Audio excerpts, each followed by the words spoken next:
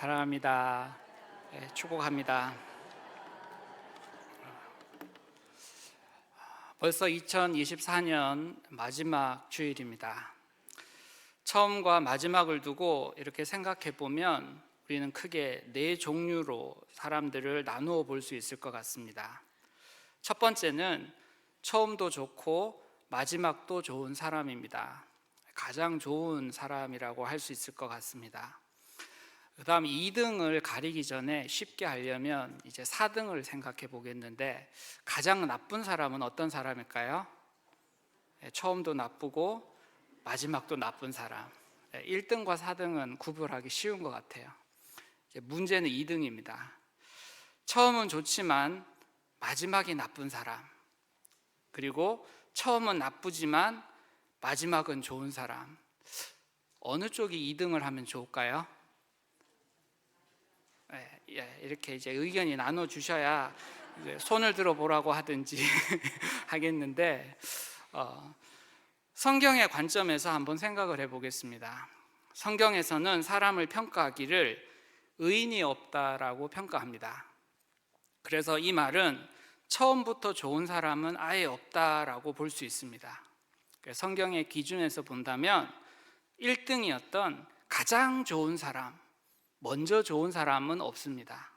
그리고 우리가 고민하고 있던 누가 2등이 되어야 되느냐, 처음은 좋은데 마지막이 나쁜 사람도 성경의 관점에서는 없어요.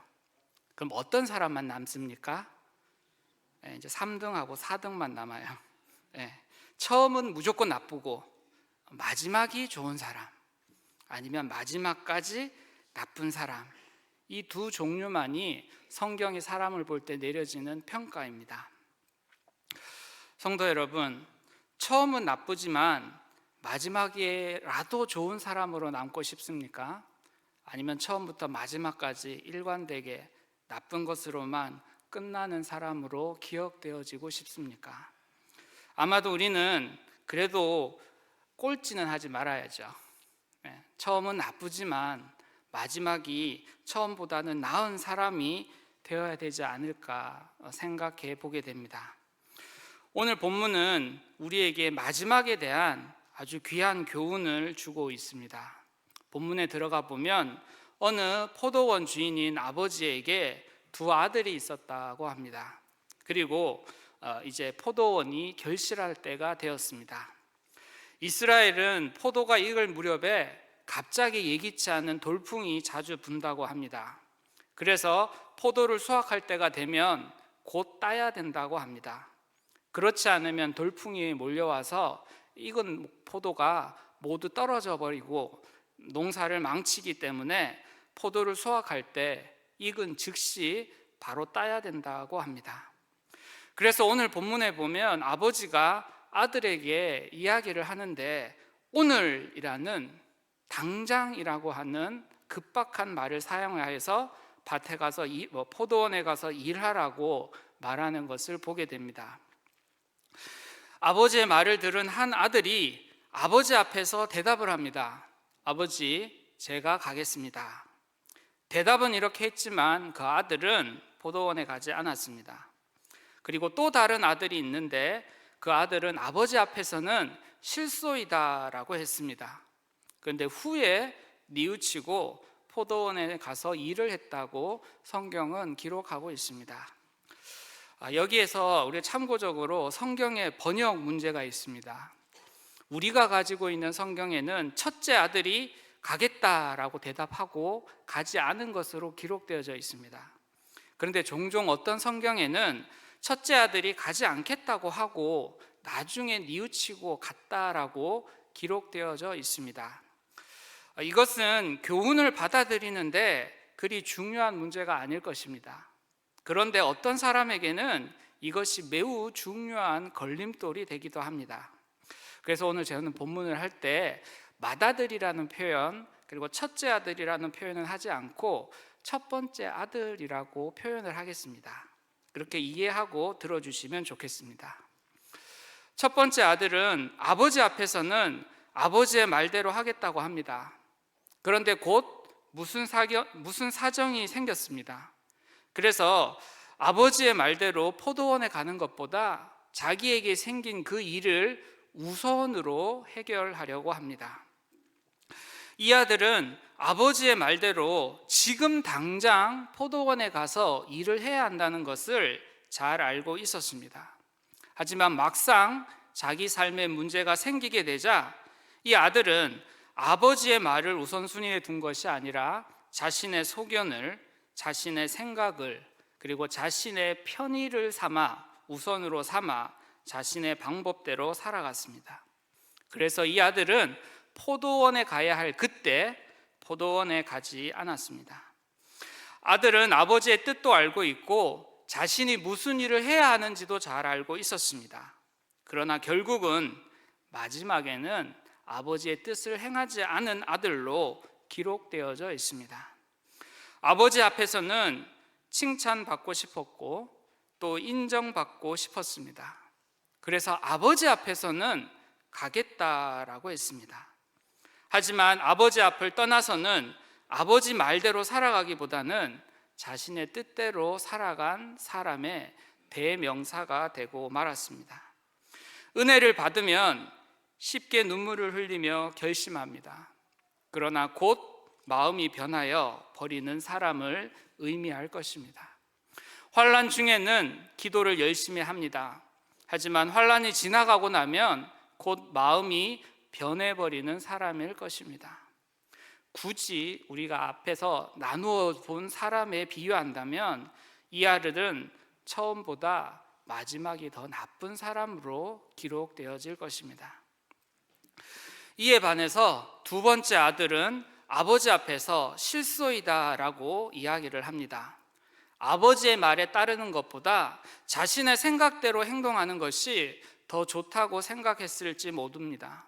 아버지의 포도원에서 일하는 것보다 자기에게 주어진 사업, 자기의 일을 하는 것이 더 중요하다고 생각했을런지 모릅니다.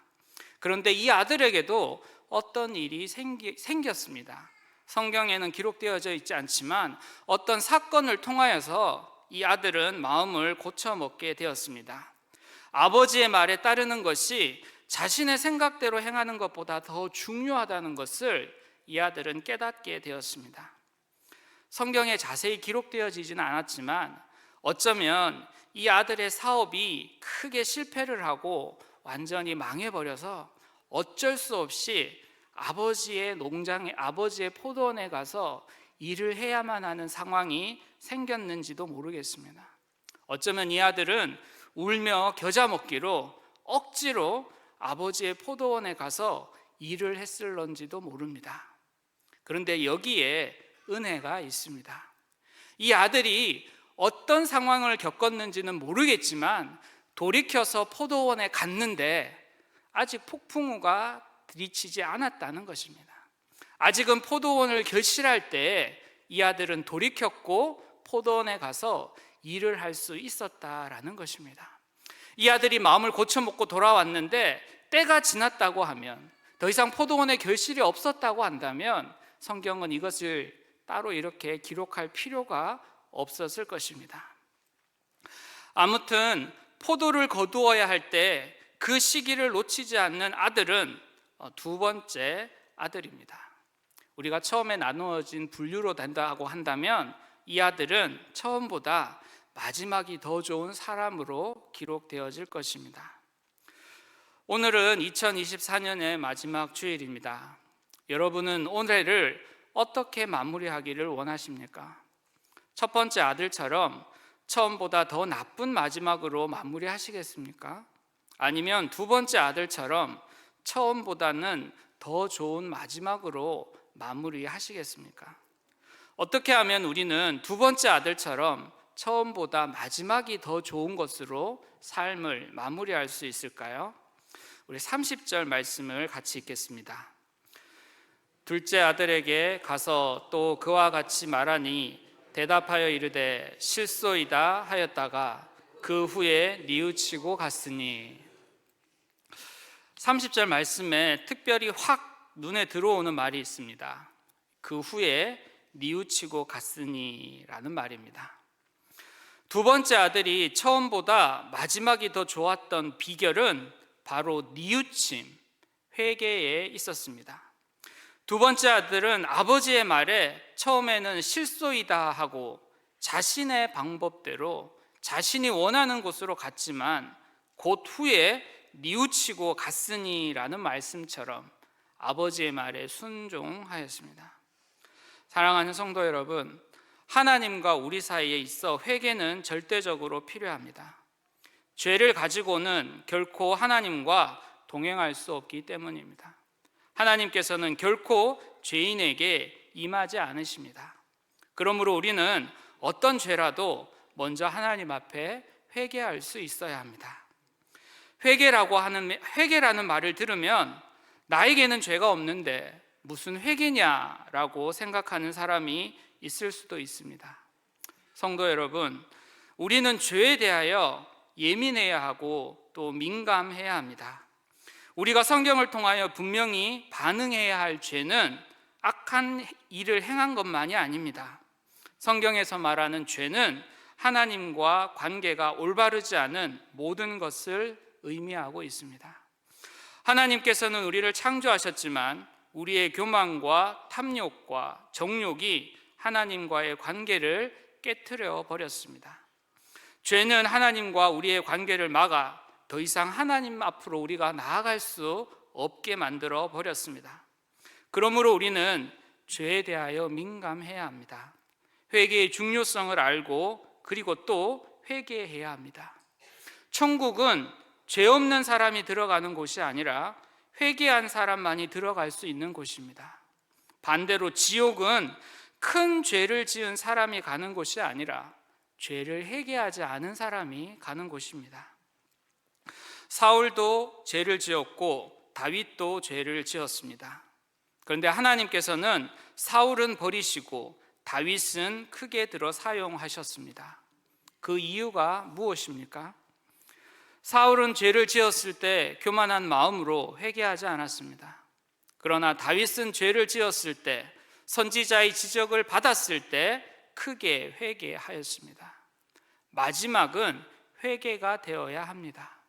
마지막이 좋은 사람은 바로 하나님 앞에서 회개하는 사람일 것입니다. 우리가 죄에 대하여 회개하면 하나님께서 우리와 함께 해주십니다. 그럼 우리는 어떻게 그리고 무엇을 회개해야 할까요? 회개는 바로 우리가 스스로 죄인이라는 고백으로부터 시작이 됩니다. 우리 요한일서 1장 9절을 같이 읽겠습니다.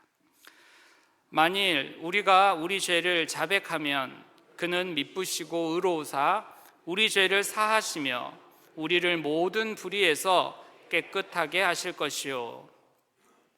하나님 앞에서 죄인이라는 고백이 없이는 회개라고 할 수 없을 것입니다. 성경은 의인은 없나니 하나도 없다라고 냉정하게 인간을 평가하고 있습니다. 누구나가 다 하나님 앞에서는 죄인입니다. 이 말은 누구나가 다 하나님 앞에 나와 직접 회개해야 한다는 말입니다. 먼저 우리는 하나님 앞에서 죄인임을 고백할 수 있어야 합니다. 그리고 우리는 죄에 대하여 애통해야 합니다. 애통이라는 말은 슬퍼한다는 말입니다. 그리고 죄에 대해서 애통한다는 말은 죄를 미워한다는 의미입니다.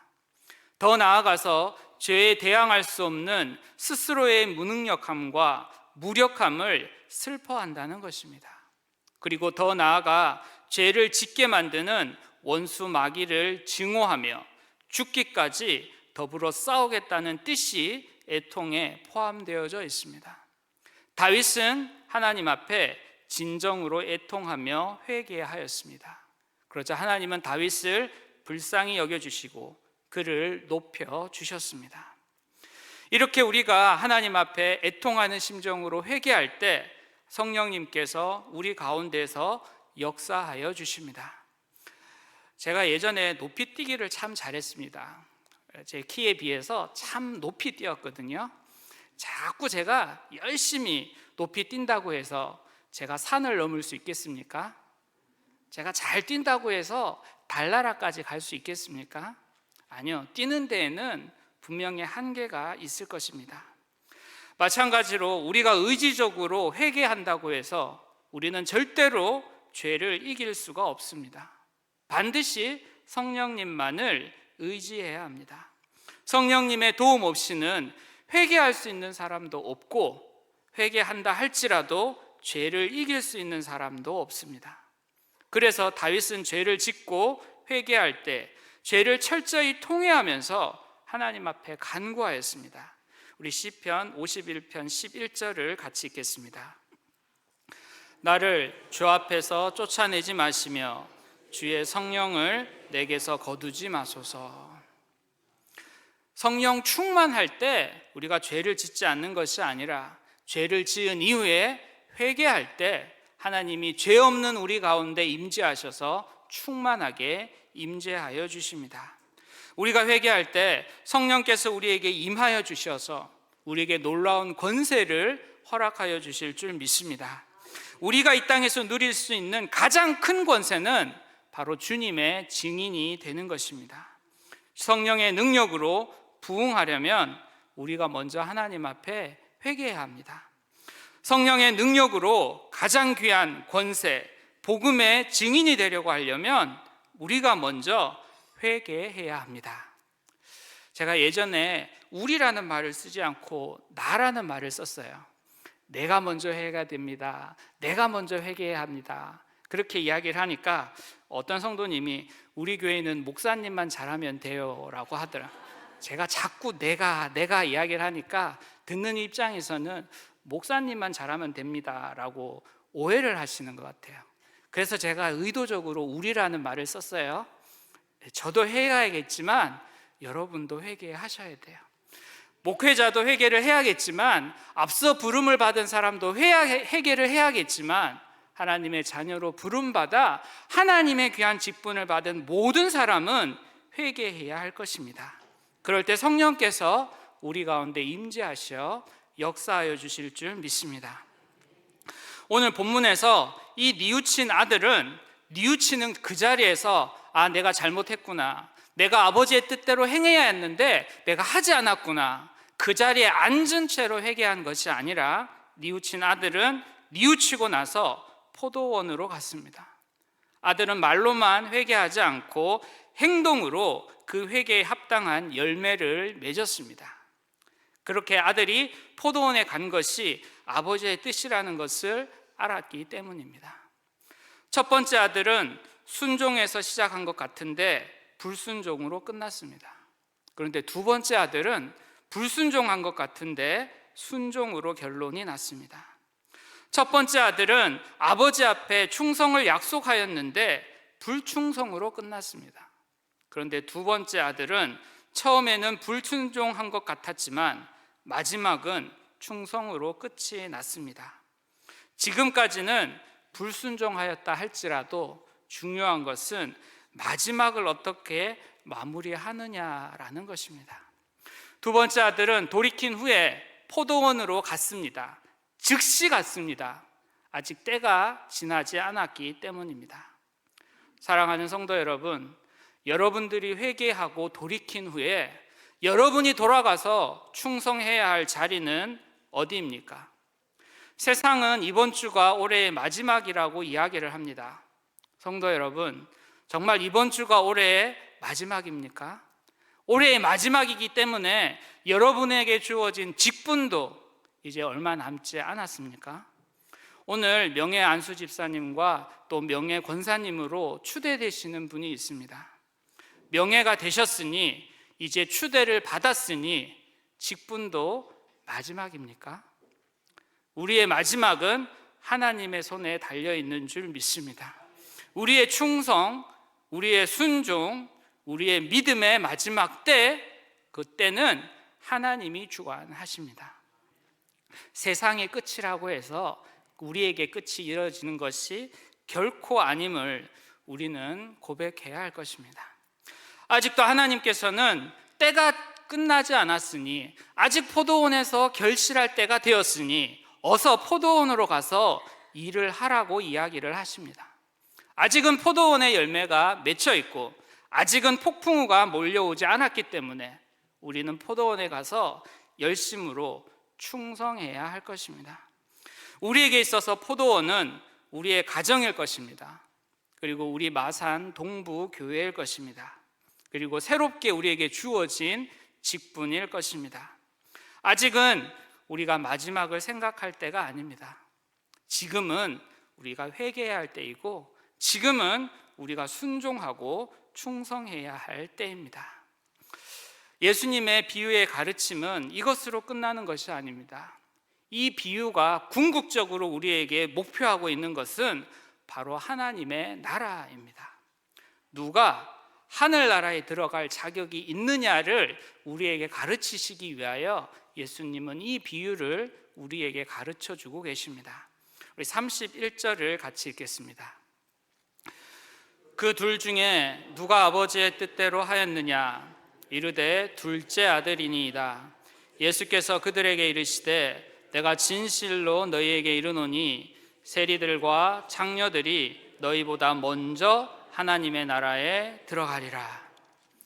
31절에서 예수님은 누가 아버지의 뜻을 행하였느냐고, 두 아들 중에 누가 아버지의 뜻을 행하였느냐고 물으셨습니다. 많은 사람들이 이야기를 하기를 회개하고 포도원에 가서 일한 아들이 아버지의 뜻을 행했다라고 대답하였습니다. 그러자 예수님께서는 하나님의 나라는 아버지의 뜻을 행한 자에게 허락된다고 말씀해 주셨습니다. 아들은 아버지의 말을 듣지 않았다가 회개하고 포도원에 갔을 뿐입니다. 다만 아버지의 말을 듣고 마지막에 충성했을 뿐인데, 그 말에 순종했을 뿐인데 그에게 하나님의 나라가 허락되었다고 성경은 분명하게 기록하고 있습니다. 이 본문에서 우리가 하나님의 나라에 들어가기 위해 해야 할 아버지의 뜻, 하나님의 일은 무엇일까요? 많은 사람들이 예수님을 찾아왔습니다. 그러자 예수님은 그들에게 하나님의 일을 하라고, 육신의 일을 이야기하지 말고 하나님의 일을 하라고 이야기해 주셨습니다. 그러자 예수님을 찾아온 사람들이 예수님께 여쭈었습니다. 우리가 해야 할 하나님의 일은 무엇입니까? 우리가 무엇을 해야 하나님의 일을 하는 것입니까? 우리 요한복음 6장 28절과 29절을 제가 28절을 읽을 테니까 여러분들이 29절을 읽어주십시오. 그들이 묻되 우리가 어떻게 하여야 하나님의 일을 하오리이까?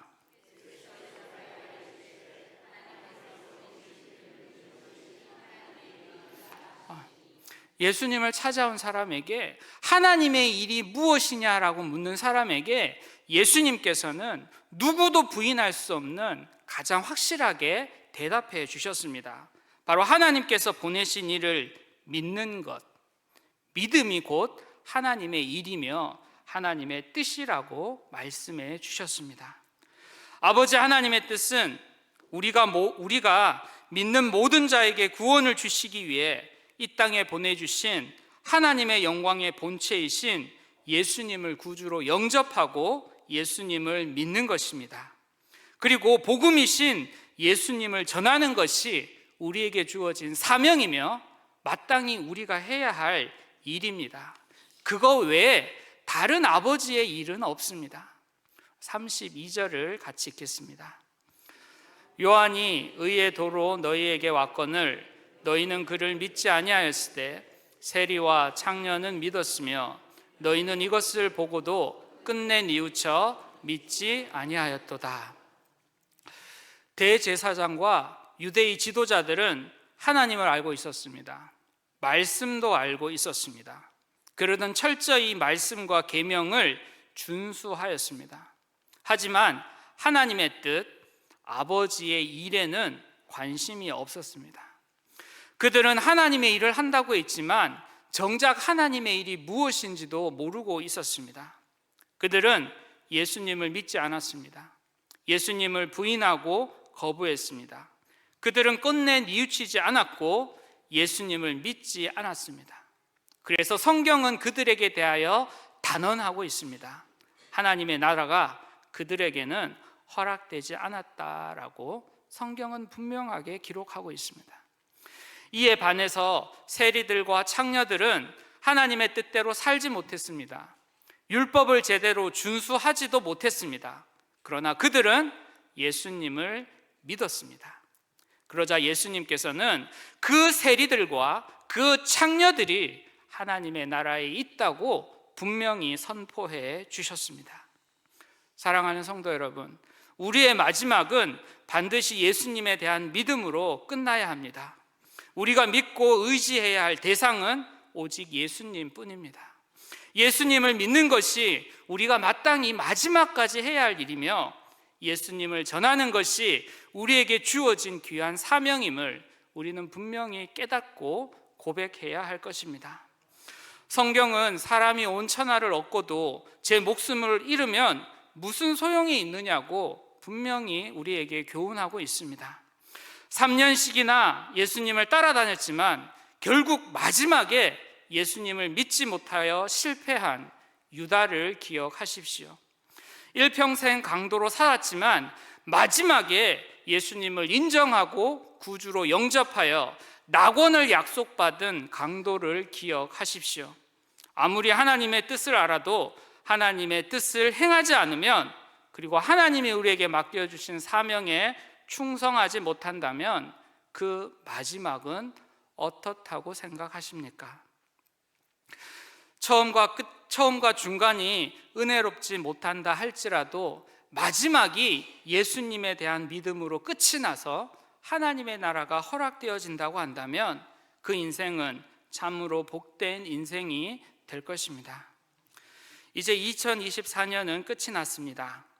다른 말로 하면 2025년이 시작되었다는 말이기도 합니다. 여러분은 이 2024년이 끝나는 이때 어떤 마지막을 생각하고 있습니까?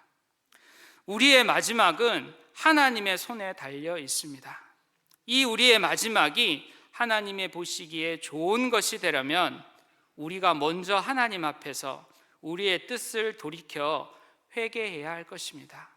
무엇보다 회개에 힘써야 할 것입니다.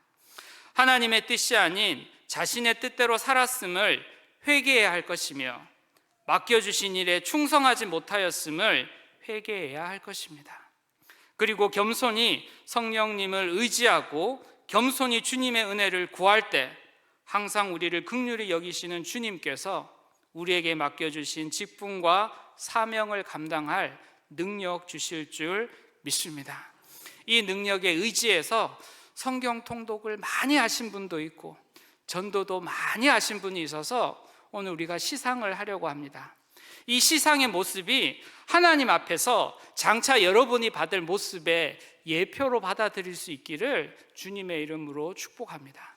2024년은 우리가 이렇게 마감하지만 하나님 앞에서의 마감을 여러분 생각하시며 기억하시며 끝까지 충성하시기를 원합니다. 우리가 주님 주신 힘으로 우리의 일이 아닌 아버지의 일을 담대하게 할 때, 무엇보다 아버지 하나님의 뜻대로 예수님을 믿고 또 예수님을 전하는 일에 힘쓰게 될 때 하나님의 나라가 오늘 우리에게 허락되어질 줄 믿습니다.